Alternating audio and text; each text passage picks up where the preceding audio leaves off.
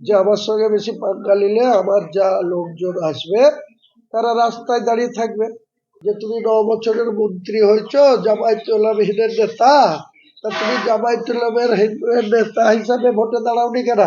তুমি মমতার পায়ে ধরে তার প্রতীক নিয়ে ভোটে জিতে তুমি আবার আমাকে জ্ঞান দিতে এসছো।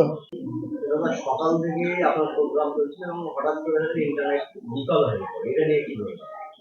এসব পুলিশের প্রতিহিংসা প্রয়োগ আচরণ বা হাইকোর্ট বলেছিল তাই এখানে রিজার্ভ রেখেছিল, কিছু অফিসার ফোর্স থানাগুলাতে রেখেছিল, তারা রাস্তায় সেভাবে সহযোগিতা করেনি। এটা এখানকার স্থানীয় প্রশাসনের কোনো দোষ নাই, উপর থেকে তাদের কাছে নির্দেশ এসছে নিশ্চয়, তা না হলে এরা এরকম করবে কেন? এসব করে পার পাবে না, এসব করলে তার 2.5 মাস, কারণ ফেব্রুয়ারি মাসে যখন ভোট ডিক্লেয়ার হবে তখন central election commission central force নামাবে, তারা ফ্ল্যাগ মার্চ করবে, সেন্ট্রালের ইলেকশন কমিশনের আন্ডারে প্রশাসন চলে যাবে, তখন এইসব নোংরামির জবাব ঠিক পাবে যেসব নোংরামি করছে।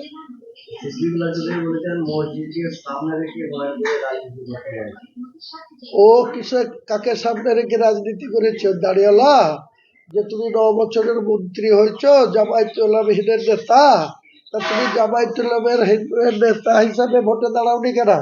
তুমি মমতার পায়ে ধরে তার প্রতীক নিয়ে ভোটে জিতে তুমি আবার আমাকে জ্ঞান দিতে এসছো। তোমার মতন ওই দুমুখ নীতি নিয়ে হুমায়ুন কবির চলে না।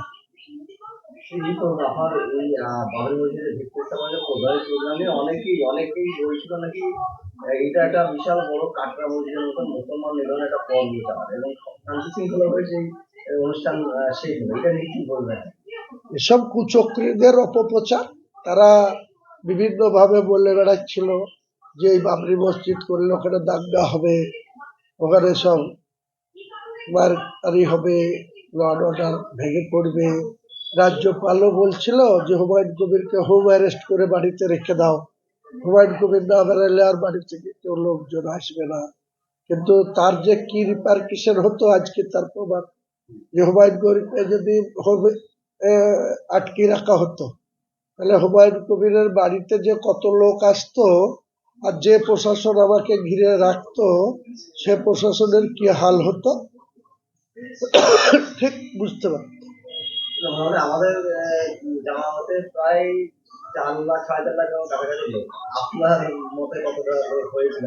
দেখো ভাই, লোকের এই অ্যাকচুয়ালি কাউন্টিং করা খুব মুশকিল, কারণ যত লোক আমার মিটিং এর কাছে, গোটা রাস্তা, এতগুলা জমি, আশপাশের বাড়ির ছাদ এবং অনেক লম্বা এরিয়া জমি পুরো ভর্তি হয়ে গেছিল।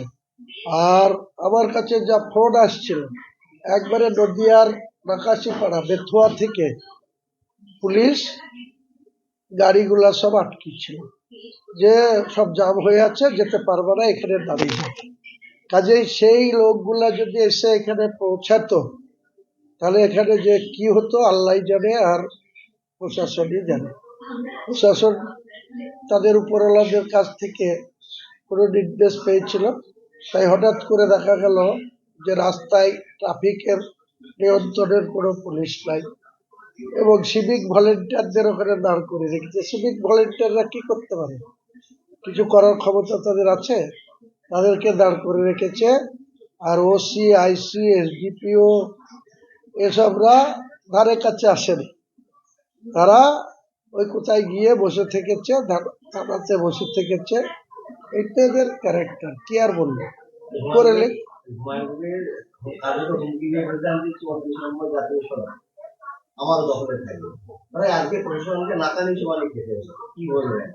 না। যেটা বলেছিলাম সেটা মিলল কেনা। আমি বলেছিলাম আমার সঙ্গে বেশি পাঙ্গা নিলে রেজিনগর থেকে বহরমপুর 30 কিলোমিটার, এটা আবার 40 কিলোমিটার হয়ে গেছে। আমি 30 কিলোমিটারে বলেছিলাম যে আমার সঙ্গে বেশি পাঙ্গা নিলে আমার যা লোকজন আসবে তারা রাস্তায় দাঁড়িয়ে থাকবে, সেখানে কোনো যান চলাচল করতে পারবে না, গোটা রাস্তা বহরমপুর থেকে রেজিনগরের লেন্থ হচ্ছে 30 কিলোমিটার। আজকে প্রমাণ হয়ে গেল বহরমপুর থেকে একদম নাকাশিপাড়া 45 কিলোমিটার রাস্তা পুরো গাড়িতে আর মানুষে পুরো একদম ব্লক হয়ে গেছিল।